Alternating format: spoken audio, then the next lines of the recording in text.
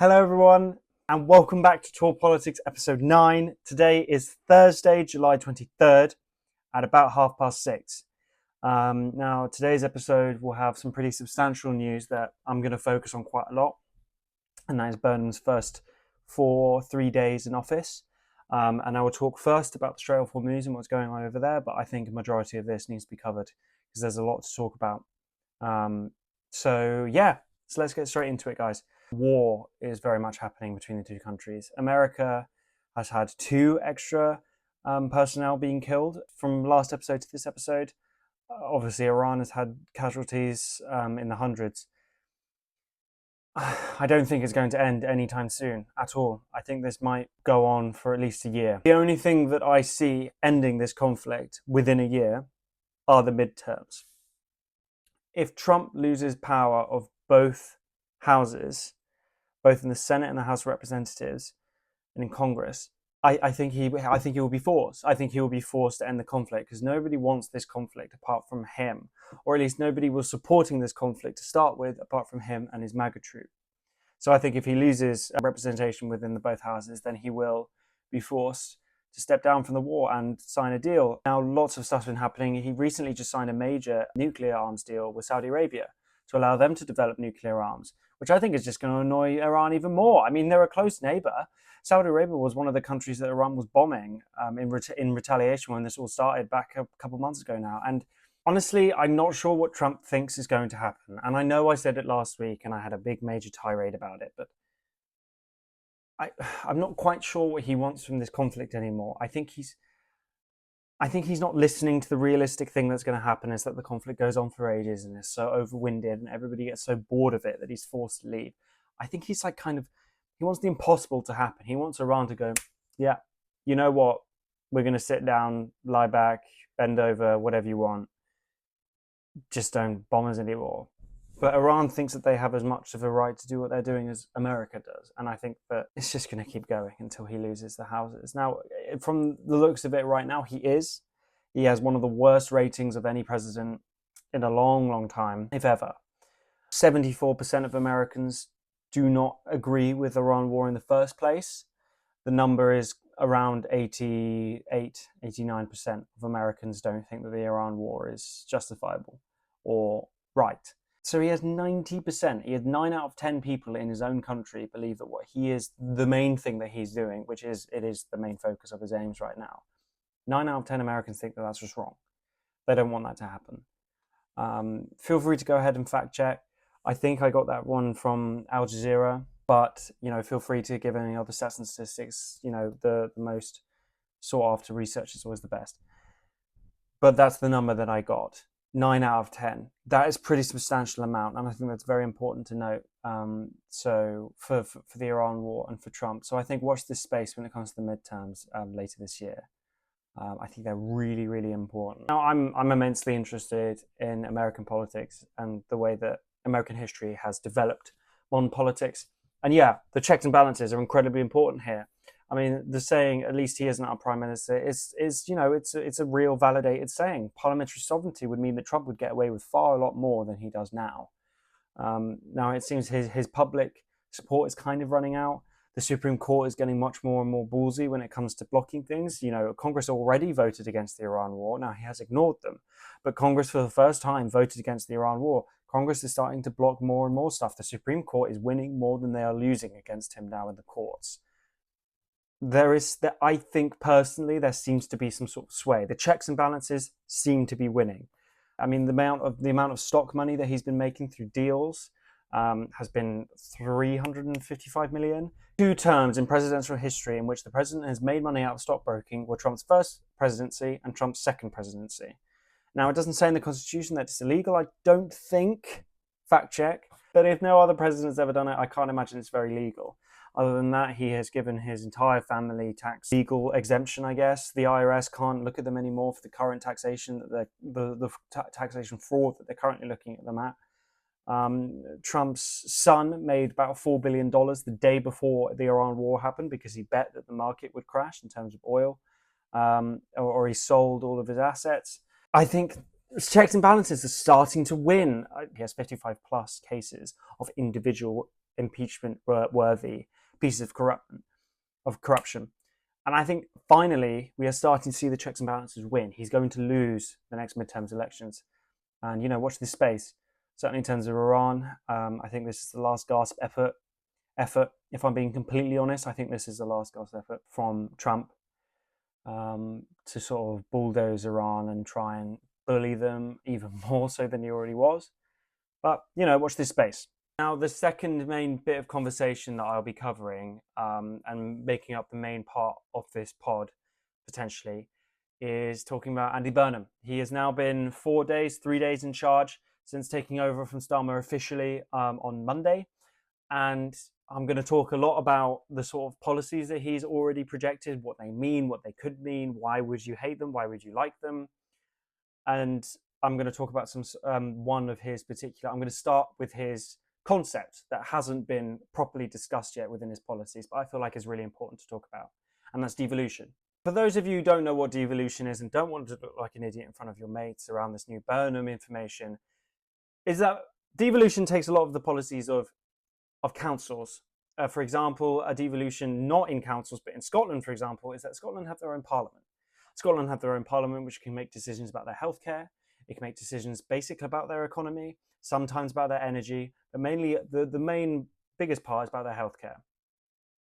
And they own their own councils and their own council tax and stuff like that, and their education systems as well. All of those big parts of society have been devolved into being Scottish decisions away from Westminster. So essentially, that is the concept of devolution. Now, what Burnham doesn't want to focus on is Scottish, Irish, and Welsh devolution.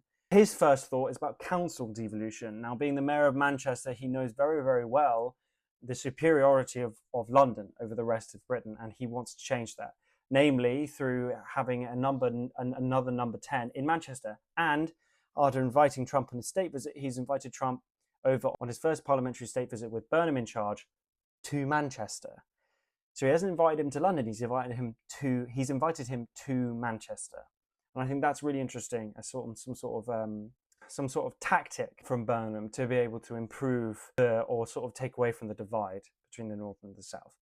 Now, specifically about devolution with the councils, a lot of people, a very common saying in Britain is all these potholes, there's no money for roads or anything like that. Me specifically, for my family, I have a twin brother with Down syndrome.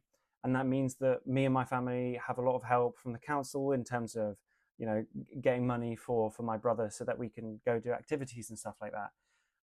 And it's been very hard with our council specifically to be able to get much help. And this would be a pretty big piece of legislation to allow the councils to have enough money to be able to distribute stuff. And so that is quite close to home for me, but I won't cover that in terms of that because it's a conceptual idea. So I don't know how that's going to look. I don't know how this devolution is going to look, whether that means more powers, more money, more people, less power for London, more power for Manchester specifically, whether there's going to be a Westminster in the north, Westminster just in the south, and no Westminster in the north. I don't know how that's going to be, but that is his main idea. And that's the idea that he's been portraying to the public quite significantly. But there's no concrete sort of conceptual policies as of yet, as of 6:54 in the evening on the 23rd of July. As of right now, there is nothing. Moving on, Burnham has had, I'm going to cover a couple of his policies that aren't as important, and then I'll cover a major one involving energy. But I'll cover some of his that are quite important, but not as important. First one is bus fares. Most bus fares will be capped at £2. So, for those students, for those travellers, that's a really significant boost for anybody who wants to use public transport.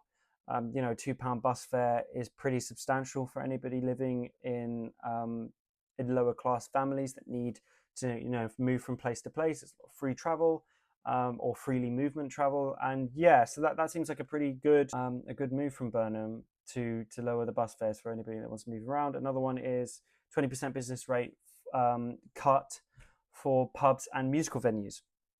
Now, currently, I'm pretty sure one pub is going out of business every day. So this is some pretty substantial help for pubs and musical venues. Now, a veto to that is that it would only save these venues £1,100 a year annually. To me, that doesn't sound like that much, if I'm honest. But it is a good first step. I can't imagine Burnham will just stop there. I mean, the out of businessness will probably continue, and Burnham will probably continue helping. But that essentially is the first big step. For those of you who like to party, for those of you who like to go and look at small bands, then, you know, this is great news for you. Anybody who likes to go out to smaller clubs and stuff, this is great news. Okay, moving on. Another piece of news is that Burnham has committed to building the most amount of council homes since World War II. Council houses was a pretty substantial and very much of a pioneering idea of the time. That why would there be affordable homes built by the government that they couldn't really make money out of? That wasn't a thing until they started building council homes after World War II. And I think that's some pretty substantial, you know, he said in his first speech as Prime Minister that he wants to end rough sleeping. He wants to end it, which seems pretty, you know how politicians can't point and stuff in politics because it seems too deliberate and too substantial. That felt like a finger point in verbalization. He really made a pretty substantial statement there. He said it about 4 times in 4 different ways. And I think this is a pretty clear effort towards that in building the most amount of council homes since World War II. So, yeah. Now, on to the final piece of conversation around Burnham and around his new policies is that he is opening up 2 new oil fields in the North Sea. Now, these oil fields, the ability to drill from them was blocked by the Scottish Parliament 2 years ago and has now been opened up again, or could be opened up again by Burnham. This is a really important piece of legislation, not only because of the environment, but because of what it means for taxpayers. Now, energy bills right now are so humongous; they are so huge. It is the bane of cost of living crisis, and people are really struggling to pay their energy bills.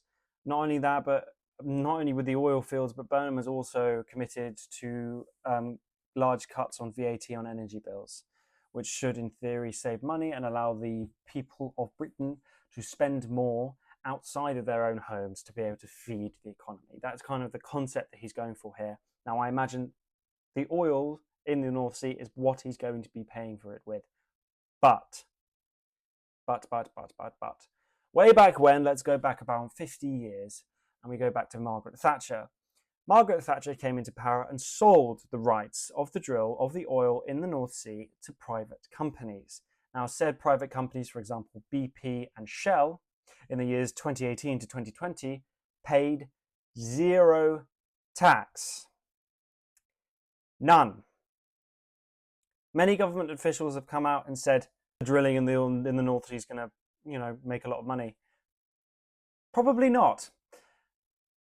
Not only will it significantly increase the rate of climate change and all of the horrible weather that the weather storms and all of that, the extreme weather that we're seeing, climate change, not only disregarding global warming, not only will that speed that up, but it won't make us any money.